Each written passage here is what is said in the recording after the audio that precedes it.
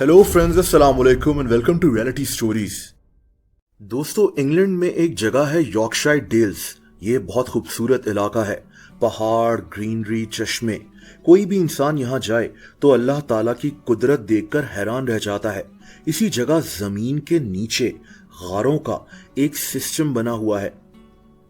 इसे मॉस्टेल कैवर्न्स कहते हैं।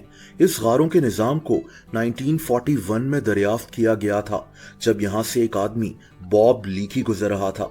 यह आदमी बर्तानिया का एक मशहूर केव डाइवर था, यानी ये गारों में जाता था और उनको एक्सप्लोर करता था। हुआ यह कि इसका एक टोबैको पाइप यहां गिर गया। बॉब इसी को तलाश कर रहा था जब इसकी नजर एक गार की एंट्रेंस पर पड़ी और यूं गारों का यह निजाम दरियाफ्त हो गया। इनकी लंबाई 10 किलोमीटर से भी ज्यादा है और इन गारों की गहराई 250 फीट तक है। इन गारों में जाने का बस एक ही रास्ता है। यहाँ जाना काफी खतरनाक हो सकता है क्योंकि कई दफा इन गारों में सैलाब आ चुका है। ये गार वैसे ही बहुत तंग हैं। इधर कई रास्ते तो ऐसे हैं जब इंसान को रेंग कर गुजरना पड़ता है। इंसान पत्थर के दरमियान फंसा हुआ होता है, जहां सांस लेना भी मुश्किल हो जाता है। आप इमेजिन करें कि अगर यहां बारिश की वजह से सैलाब आ जाए तो इंसान किस तरह से इस जगह फंस जाएगा। बॉब को एहसास हो गया था कि ये जगह कितनी खतरनाक है।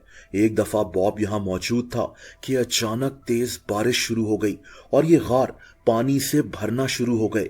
बॉब और इसका एक असिस्टेंट बहुत मुश्किल से यहां से बाहर निकले, वरना ये जमीन के नीचे इन गारों में पानी के अंदर डूब कर मारे जाते।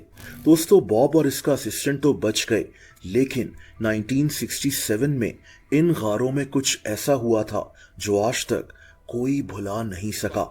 ये 1967 का साल था। इंग्लैंड के इस हिस्से में मौसम ड्राई था, यानी इन गारों में सैलाब का खतरा कम था। इसीलिए 10 लोगों ने फैसला किया कि ये मॉस्टेल कैवर्न्स में जाएंगे और इन गारों को एक्सप्लोर करेंगे। इस टीम को एक 26 साल का आदमी डेविड लीड कर रहा था। ये आदमी पहले भी इन गारों में जा चुका था। ये इन गारों की गहराई को नापना चाहता था। इस टीम में डेविड की मंगेतर भी शामिल थी। इसका नाम मुराद था। इनकी 1.5 महीने बाद शादी होने वाली थी। दोस्तों, ये 24 जून का दिन था। दोपहर के 2 बज रहे थे जब ये 10 लोग जमीन के नीचे इन गारों के अंदर एंटर हो गए। इन गारों में पानी मौजूद होता था, लेकिन ये पानी का लेवल बहुत कम था। हाँ, एक बात थोड़ी परेशानी वाली थी और वो बारिश थी। शाम के वक्त इस जगह बारिश हो सकती थी, जिसका मतलब है कि इन गारों में पानी का लेवल बढ़ सकता था। लेकिन डेविड परेशान नहीं था।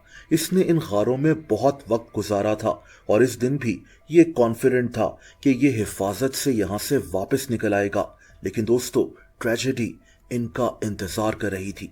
तकरीबन 1 घंटे तक ये 10 लोग इन गारों का सर्वे करते रहे, लेकिन जैसे जैसे ये गहराई में जा रहे थे वैसे ही खतरा बढ़ रहा था। और तभी इस टीम के 4 लोगों ने यहां से वापस जाने का फैसला कर लिया। दरअसल ये 4 लोग इतने एक्सपीरियंस्ड नहीं थे, इसीलिए सिर्फ वही 6 लोग मजीद आगे बढ़ने लगे जिनके पास केव डाइविंग का काफी तजुर्बा था। इन 6 लोगों में डेविड था, जो इस टीम का लीडर था। बाकी के 5 लोग जॉफ्री, विलियम, जॉन, माइकल और कॉलिन थे। दोस्तों, वो 4 लोग जैसे ही बाहर निकले, यहाँ मौसम भी चेंज होने लगा। अब यहाँ बारिश के आसार नजर आ रहे थे। दूसरी तरफ वो 6 लोग इन गारों की गहराई में घुस चुके थे। ये वो जगह थी जहां इनको रेंग कर आगे जाना पड़ रहा था।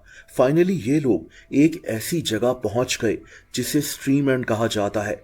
ये जगह इतनी ऊंची थी कि ये लोग यहां खड़े होकर आराम कर सकते थे। लेकिन दोस्तों, ऊपर मौसम चेंज हो चुका था। शाम के 7:30 बजे यहां शदीद बारिश शुरू हो गई। डेविड की मंगेतर मोराग ऊपर इसका इंतजार कर रही थी। ये बारिश को देखकर बहुत परेशान थी। ये बार बार इन गारों की एंट्रेंस पर जाती और नीचे पानी के लेवल को चेक करती। तेज बारिश का मतलब जमीन के नीचे इन गारों में पानी का भर जाना था। दोस्तों, अब रात के तकरीबन 9 बज गए थे। मोराग फिर से इन गारों की एंट्रेंस पर गई। इसको लगा कि ये 6 लोग बस ऊपर आने ही वाले हैं, लेकिन जब इसने नीचे देखा तो इसके पैरों तले जमीन निकल गई। दोस्तों, इसे नीचे पानी ही पानी नजर आ रहा था। मोराग चीखना शुरू हो गई। उन दिनों मोबाइल फोन्स तो होते नहीं थे कि ये मदद के लिए रेस्क्यू टीम्स को कॉल करती। दोस्तों, इसीलिए ये लड़की वापस भागना शुरू हो गई ताकि ये मदद के लिए किसी को बुला सके। शदीद बारिश में मोराग कई किलोमीटर्स तक भागती रही। यहाँ से करीब एक गांव था। मोराग ने इसी गांव के एक घर के लैंडलाइन नंबर से रेस्क्यू हेल्पलाइन नंबर पर कॉल की। बहुत जल्द इस जगह रेस्क्यू टीम्स पहुंच चुकी थीं, लेकिन इन गारों में सैलाब आ चुका था। अंदर पानी ही पानी था। वो 6 लोग इन तंग गारों में पानी के अंदर फंसकर मारे जा चुके थे। अगले दिन जब मौसम कुछ बेहतर हुआ तो यहाँ रेस्क्यू टीम्स के 300 लोग मौजूद थे।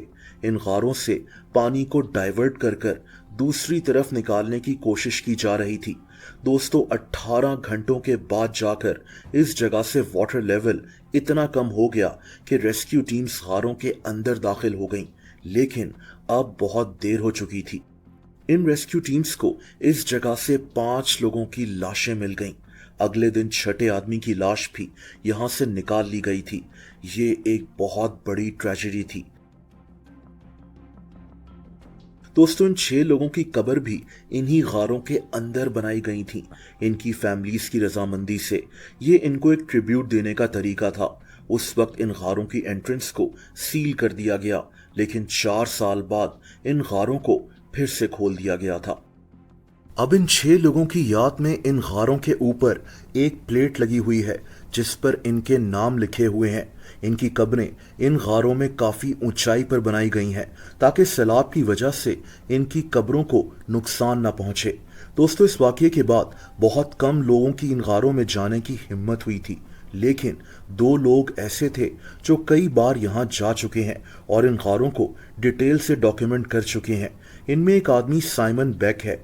ये एक केव एक्सप्लोरर है जो कई दफ़ा इन गारों में दाखिल हो चुका है। कई दफ़ा ये अकेला इस जगह गया है, जो एक बहुत बड़ा रिस्क हो सकता है।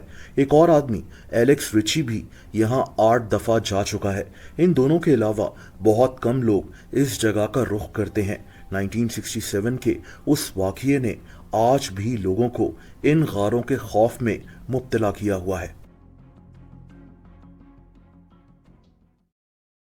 दोस्तों, अगर आप मुझे इंस्टाग्राम पर फॉलो करना चाहें तो उसका लिंक नीचे डिस्क्रिप्शन में मौजूद है।